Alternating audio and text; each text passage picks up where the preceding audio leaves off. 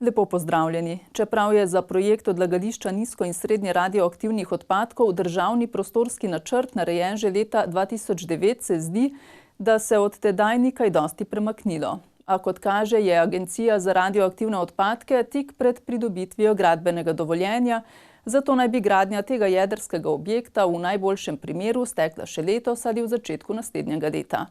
S projektom so se seznanili člani Krškega občinskega sveta. Projekt odlagališča nizko in srednje radioaktivnih odpadkov je trenutno v zaključni fazi pridobivanja gradbenega dovoljenja, ocenjujejo na Agenciji za radioaktivne odpadke.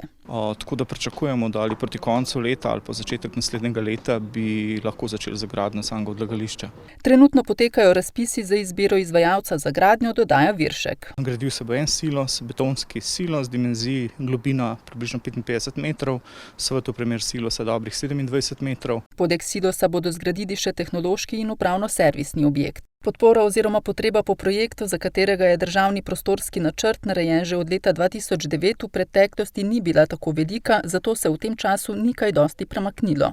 Trenutno pa se kaže, da potreba potem je, da Slovenija izpolni zahteve državne pogodbe, se pravi, da začne prevzemati odpadke iz skladišča v NEK v letih 2023-2025 je praktično pred vrati, tako da lovimo zdaj zadnje trenutke, da to odlagališče zgradimo in da začnemo normalno odlagati odpadke. Vsekakor leta 2009 s sprejetjo državnega prostorskega načrta smo pravzaprav vstopili v čas izgradnje tega objekta. Žal se do danes ni zgodilo nič kaj posebnega oziroma se zdaj šele začenja aktivno dogajati in računam, da bo res gradbeno dovoljenje pridobljeno kmalu in da bo potem lahko dejansko tudi začelo na terenu nastajati to dolgo pričakovano odlagališče.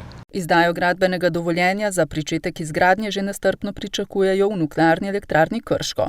Od leta 2023 do leta 2025 po meddržavni pogodbi namreč sledi prevzem nizko in srednje radioaktivnih odpadkov slovenske in hrvaške strani. Po besedah predsednika uprave NEK-a so se aktivnosti po zadnjem srečanju meddržavne komisije že začele, koordinator je Nuklearna elektrarna Krško. Naša zadolžitev pri tem je, da poskrbimo za celotno logistiko in odlagalne pakete za eno in drugo stran v obliki, kot si jo bodo pač zaželeli oziroma zamislili, tako da se ta dela, kar bi rekel, intenzivirajo. Podrobnosti se oblikujejo v okviru posebnega odbora, ki je bil ustanovljen ravno tako na meddržavni komisiji in se sestaja kar obetajoče, vsakih 14 dni. Gradnja odlagališča naj bi trajala 3 leta, s tem, da bodo s 6-mesečnim poskusnim obratovanjem najbrž začeli že nekaj prej. Vrednost projekta znaša 194 milijonov evrov, od tega naj bi 93% zagotovil sklad za razgradnjo NEK, 7% pa proračun Republike Slovenije. Člani občinskega sveta občine Krško so se na seji seznanili tudi z aktivnostmi varnostne posodobitve Nuklearne elektrarne Krško. Program nadgradnje varnosti se z izjemo izgradnje suhega skladišča letos zaključuje. Janko Cerjak, ki je v Nuklearni elektrarni Krško do nedavnega vodil projektne spremembe, je slikovito predstavil cilje, ki so jih pri tem zasledovali. Da bo varna za najvišje potresne obremenitve, da bo varna za hipotetične, zelo malo verjetne poplave, ki bi se pojavile vsakih 10.000 let. Pogledali smo, da bojo ti sistemi, ki smo jih zasnovali, odporni tudi na potencialni padec komercialnega letala. Del programa varnostne nadgradnje je, kot že omenjeno, izgradnja suhega skladišča, ki naj bi bila dokončana v naslednjem letu. Prestavitev prvih 592 gorivnih elementov iz bazena za izrabljeno gorivo v suho skladišče pa naj bi sledila v prvi polovici leta 2023. Sicer pa morajo v Nuklearni elektrarni Krško v skladu z zakonodajo uspešno končati tudi občasni varnostni pregled ter pridobiti okoljevarstveno soglasje. Trenutno so potrebni elaborati za presojo predani na Ministrstvo za okolje in prostor in ravno v teh dneh starta v bistvu predstavitev in pa zbiranje mnenj soglasodajalcev, mnenjedajalcev, ki so po zakonu pač pristojni, da ta mnenja podajo. Tako da to bo potekalo v naslednjem mesecu dni. Takoj po novem letu oziroma vsaj v prvem kvartalu naslednjega leta pa se prične čezmejna presoja vplivov na okolje. Omenjeni trije projekti, program nadgradnje varnosti, varnostni pregled in pridobitev okoljevarstvenega soglasja pomenijo izpolnitev vseh zahtev za dosego cilja oziroma pogojev dolgoročnega obratovanja. Kar se dolgoročnega obratovanja tiče, so odločitve sprejete tako strani pristojnih slovenskih institucij, družbenikov in ostalih deležnikov, ki imajo pristojnosti. In se ne pričakuje neko dodatno odločanje na katerem koli nivoju. Tisto, kar je seveda nam skozi te odločitve naloženo, sem pa omenil in je nekako združeno v te tri projekte. In to je nekaj, kar moramo mi realizirati, izpolniti in s tem so seveda postopki končani. V postopek čezmejne presoje so se uradno prijavile Avstrija, Hrvaška in Madžarska. Nekatere svetnice in svetniki so izrazili zaskrbljenost nad zadnjimi političnimi posegi v podjetja, tesno povezana z nuklearno elektrarno Krško. Politična imenovanja, o katerih se govori na tako pomembna in strokovna delovna mesta, niso dopustna, so bili enotni, zato so takšno odločitev brez glasu proti potrdili tudi v sklepu. Sledi nekaj odzivov v zvezi s tem vprašanjem. Izkoriščanje jedrske energije lahko poteka samo v neki čvrsti, tesni vzajemnosti med podjetjem, kolektivom, jedrskim objektom, če hočete, in pa lokalnimi skupnostmi ali lokalno skupnostjo. Če te vzajemnosti ni, potem seveda tudi prihodnosti in perspektive za izkoriščanje jedrske energije ni. Jaz lahko samo upam in verjamem, da je to spoznanje prisotno v vseh glavah, ki so danes tako ali drugače na funkcijah, da posegajo v energetske družbe in vršijo takšne in drugačne menjave. Kar se tiče kadrovanja v jedrski elektrarni Krško, upam in prepričan sem, da do tega ne bo prišlo in ne sme priti. Kajti strokovna struktura v jedrski elektrarni raste od, bi rekel, samih začetkov, ko mladi ljudje pridejo v nek in tega se ne da na cesti pobrati.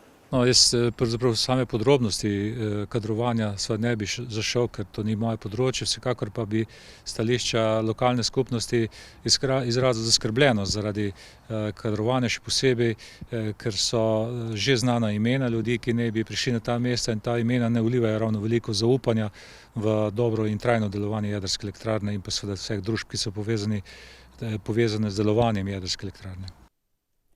Druga tema. Na Direkciji Republike Slovenije za vode rešitve za zmanjšanje poplavne ogroženosti Kostanjevice na Krki iščejo v okviru podonavskega projekta.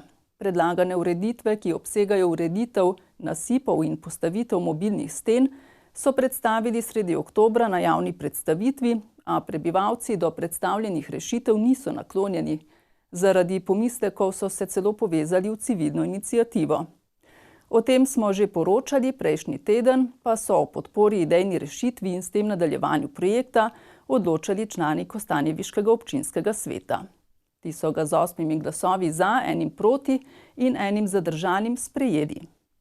Na seji občinskega sveta občine Kostanjevica na Krki so bili prisotni tudi predstavniki civilne iniciative, ki imajo do predlaganih rešitev protipoplavne zaščite precejšnje zadržke. Ta rešitev naj bi rešila samo otok in neposredno zemljišča neposredno ob Krki. Je pa vprašanje, koliko bo ta sistem mogoče izdelati, da bo zares učinkovit. Ker če bomo vodo imeli zadaj za pregradami, s tem ne bomo nič napravili. Predlaganim rešitvam sicer ne nasprotujejo v celoti. Smrekar dodaja, da ne izključuje na koncu izvedbe izpeljane iz le-teh, a pogreša komunikacijo strani lokalne oblasti. Hkrati me pa zelo čudi, da je popolnoma nemogoče kakršenkoli regulacijski ukrep v strugi Krke izpeljati, pri vzdrževanju brežin in tako naprej, kadarkoli govorimo o sonaravnih ukrepih, se tega ne da. A zdaj gre, kot pravijo v civilni iniciativi, za pasivno zaščito otoka. Se pravi z, 970 metri panelov, 260 metri betonskega zidu in tako naprej. In si predstavljate lahko, kako bo vplivalo tak grob poseg, gradbeni poseg na to našo naravno viduto okrog Kostance. To je nemogoče si zamisliti živeti v takem prostoru. Občinski svetniki so predlagane rešitve Direkcije za vode podprli. Z odločitvijo se je mudilo, saj so se do projekta, ocenjenega na 6,7 milijona evrov, morali opredeliti do 21. novembra. Mi smo mogli danes to narediti, da smo lahko sogovornik proti državi. Če ne bi jutri lahko samo sporočili v Ljubljano, s projektom je konec. Tega si pa ne želim. Nekako je treba priti do nekega kompromisa. Zdaj, kak bo ta kompromis? V skrajnem primeru, kot je moj svetnik povedal, poveljnik civilne zaščite, silili pač na silo pa res ne bomo delali. Projekt gre naprej, a ni povsem jasno, v kakšni obliki. Projekt gre naprej, jaz ne bom rekel, v kakšni obliki. Jaz sem že tukaj danes poudaril, da jaz nisem noben hidrolog, nisem gradbenik, sem po stroki strojnik. Vse te predloge, ki so zdaj ta iniciativa meni dali, so predloge izpred 10 let, ki si jaz dajal. Vsem tem strokovnjakom, kaj bi mi naredili, da bi nekako izboljšali samo poplavno varnost.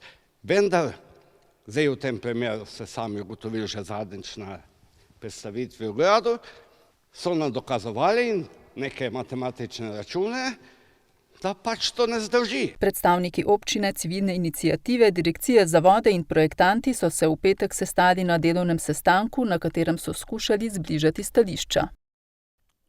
Učenci in dijaki so v šolah s prejšnjo sredo pričeli z obveznim samotestiranjem na koronavirus 3-krat na teden. Pri tem sicer ni bilo večjih zapletov, vendar ukrepom nekateri starši nasprotujejo. Nekaj se jih je na prvi dan samotestiranja zbralo pred brežiško osnovno šolo. Pred osnovno šolo Brežice se je zbralo okoli 20 staršev, ki so izrazili nestrinjanje tako z obveznim samotestiranjem kot z nošenjem mask. Simbolično so pred šolsko stavbo prižgali sveče. Imam občutek, kot da smo včeraj pokopali normalno šolstvo in normalno otroštvo naših otrok. Imam 2 osnovna šolca, 8 pa 2. razred. 8. razred je dan šla punca v šolo, bomo videli, kaj bo. Otroci morajo v šolo, ker so zdravi, brez pogojev, brez bilo kakršnih strahovanj in tega. Šola je prosto stop. Tole več ni šolanje, tole je terorizem nad otroci. Vsi vemo, da je sluznica nosa najbolj občutljiv del telesa in si bojo otroci sami brskali po nosu, kar je nedopustljivo. To je prvo. Drugo, testi niso zanesljivi. Tudi sama sem na sebi sprobala, ena nosica je pozitivna, druga je negativna. Starši so pred šolo vztrajali skozi celo prvo šolsko uro, med njimi pa je zavrelo, ko je neka učenka, ki se ni želela samotestirati, zapustila razred.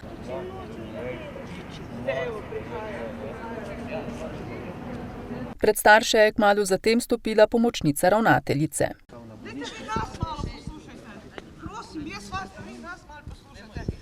Otroka ste poslali ven, dali so ga v zadnjo klop sedeti, ker se noče testirati. To je diskriminacija. Samotestiranje učencev je še eden od izzivov, s katerimi se soočajo, a ga večina staršev sprejema z razumevanjem, je dejala pomočnica ravnateljice. V glavnem smo zadevo seveda speljali, skušali izpeljati. Izteklo se je v redu, pri veliki večini teh težav ni bilo. Je pa seveda skupina staršev, ki izraža nasprotovanje in se s tem ne strinja. Ampak žal tukaj smo zato, da izpolnjujemo odloke. S samotestiranjem so ugotovili tudi nekaj okužb, zato je moralo nekaj oddelkov s poukom nadaljevati na daljavo. Tudi 3A. Palec je bil pozitiven. Zdaj gremo pa vsi domov zaradi tega, ker smo ugotovili, testiranje je padlo in zdaj bomo delali doma vse. Protest staršev so pred brežiško osnovno šolo sicer spremljali tudi policisti. Klemna Skubica poznamo po mnogih fotografskih serijah, ki jih je predstavljal tako doma kot v tujini, med drugim tudi na znanih fotografskih festivalih. Njegova razstava Hči pa je trenutno na ogled v galeriji Krško. Klemen Skubic v galeriji Krško predstavlja fotografsko serijo z naslovom Hči, ki je nastajala kar nekaj let in združuje fragmentarne podobe s potovanja po Moldaviji, hipne posnetke, ki so nastajali mimogrede, in tudi najintimnejše posnetke iz dogodkov njegove družine. Vse skupaj je vpel v eno razmišljanje o svoji vlogi očeta, dvema odraščajočima hčerama, in v bistvu je raziskoval ta odnos med očetom in otrokom.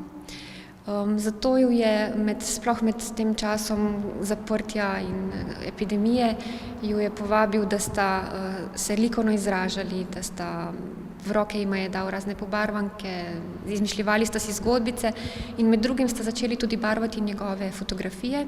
Skubičeve fotografije, ki so načeloma bolj temne, s tihimi krajinami in obrazi pogosto zagrnjenimi v senco, sta ne le barvali, ampak jih tudi rezali oziroma se drugače kreativno izražali. In umetnik se je v bistvu začel spraševati, če samo v bistvu vzgoja, se pravi otroško, od najbolj rane mladosti, če vpeljava umetnosti v ta vzgojni proces, vpliva na oblikovanje nekih vrednot, ki jih ima človek potem v odrasli, se pravi nekih etičnih načel, odprtega pogleda na svet. Poleg samega vizualnega dela razstavo sestavlja še instalacija iz kock in pobarvank. In v bistvu te igralni pripomočki niso namenjeni samo otrokom, čeprav ponavadi se jih poslušujejo večinoma oni, ampak tudi odraslim, da se spomnimo, da igra je pomembna in da igra je konstitutivni del te družbe in ki zahteva v bistvu sodelovanje, komunikacijo in da v bistvu sledenje nekim pravilom, kjer pa seveda je vedno prostora za kreativnost in da v bistvu igra združuje in povezuje. Razstava je na ogled še do 28. novembra. Za konec poglejmo še na spletni portali posavje.com.